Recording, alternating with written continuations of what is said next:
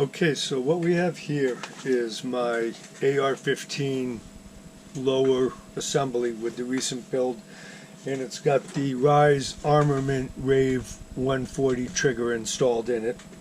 And this particular trigger, for everything that I can tell, appears to be defective. So we'll just do a quick rundown of how this trigger is behaving and what I believe is wrong with it. So right now this trigger is cocked back, it's in a vise with a trigger block on it. And just to start out with, we're going to put a trigger gauge on it, and we're going to see what the trigger weighs in at when we pull it. So we'll just put this trigger gauge on it, give it a pull. And it's coming in at 3 pounds 6.3 ounces, which is extremely close to what it's rated at. It's currently rated at 3.5 pounds, which is 3 pounds 8 ounces. So now let me show you what's wrong. So you have this trigger would cock, and then you would come and you would go like this and squeeze the trigger, and it goes. Now so now I would come back, the gun is fired, come back and cock the trigger again, come up on the reset, and look at that. I didn't even reach the reset and that trigger fired. Now it comes back.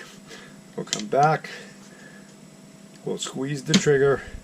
Now I'll come forward. When I first fired this and it was new, there was an audible reset, and you could hear it. I just think I got it. So we'll come back, come off for the reset, and see, you can't do it. So if we just come here and we fire it, then we let it off, cock it, boom, we're good. So let's try this again, and we'll this time we'll just run this trigger again. We'll shoot it. 3 pounds 3.4 ounces. I'm going to hold it back, boom. Now I'm going to let it off. It came back. That time the trigger was just slightly over 1 pound, and that's clearly not right. So let's do this again. We'll bring it back. We'll fire it. 3 pounds 5 ounces. We'll bring it back. We'll reset. Now we're going to let it up. There's really no reset at all. That was like, I expected it to move forward a small amount, have a reset. So here we go.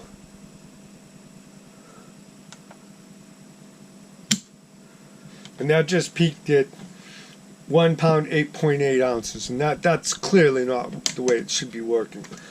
So we'll just demonstrate it one more time. We're gonna squeeze it, come back, come off for your reset, and look at that. I just let up on the trigger. So let's go back.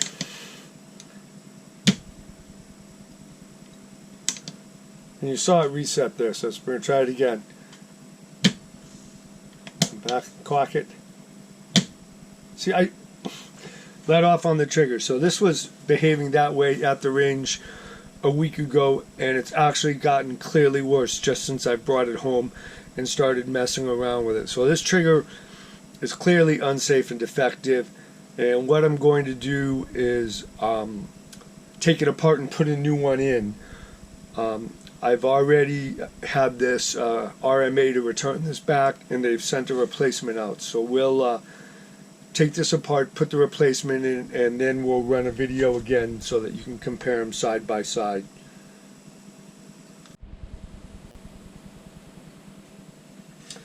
Okay, here we are a little while later, and I swapped out that trigger.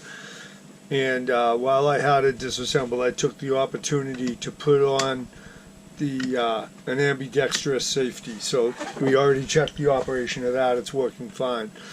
So now we're going to go ahead, we're going to put this trigger back, and we're going to go here and just check and see if we have the same operation as we did before. And you're going to see, here we go. Fire, cock it back. Can you hear the visible reset? bam, clock it back, hear the visible reset, just a tiny bit now, there's no slack in this, it's just going to come right back and fire, clock it back, hear the reset, let it off, bam, oh it's going to go back, fire, let it up, boom.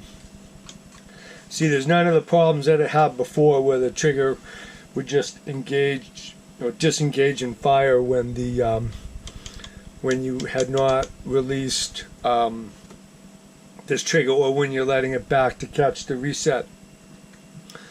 So this trigger is functioning exactly as the previous one did when it was new. The previous one failed after about 200 rounds. Actually less than that. It started showing problems with 50 rounds, and we ran a bunch more through it to verify. But see, there we go. Slam it back, let up, squeeze it. See, I haven't hit the reset yet, so it's not going to shoot. Let it back, catch that reset, boom. And then, like I said, I put in this ambidextrous safety, and we'll just verify that you put it in safety. Can't fire it, you swing it to safe, and it's there. Now this trigger here seems to be several ounces lighter than the previous trigger. While after I installed it, before I ran the video, I ran a series of trigger tests on it, and I ran about 6 to 10 shots, and the maximum trigger pull was 3 pounds, about 8 or 9 ounces, which is right on scale, but it went down as low as pretty much to 3 pounds, and even in a couple of cases a little less. So I'll just quickly run like a 6-pull trigger, and we'll see what it does. So I just hit my tripod. My foot. I don't have very good video equipment here, so we're gonna go ahead, and I'm just gonna stand up and move so I can get this going here. And we've got, that was, I'm gonna reset that. Let's reset this and try it again. So start straight up.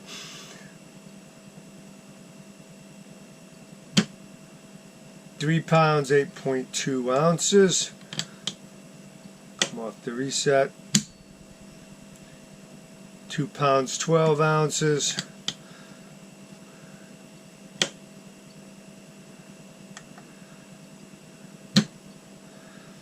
Here, 2 pounds, 10 ounces.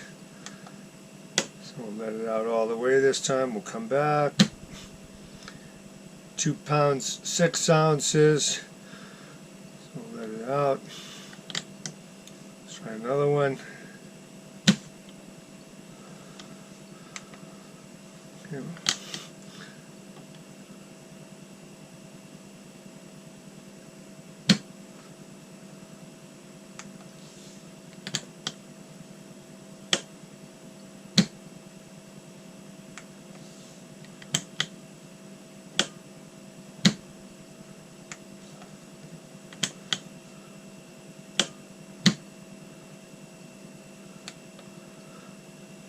I just hit the wrong button, but the readings, the highest was 3 pounds 12 ounces, and the lowest was about 2 pounds 14 ounces.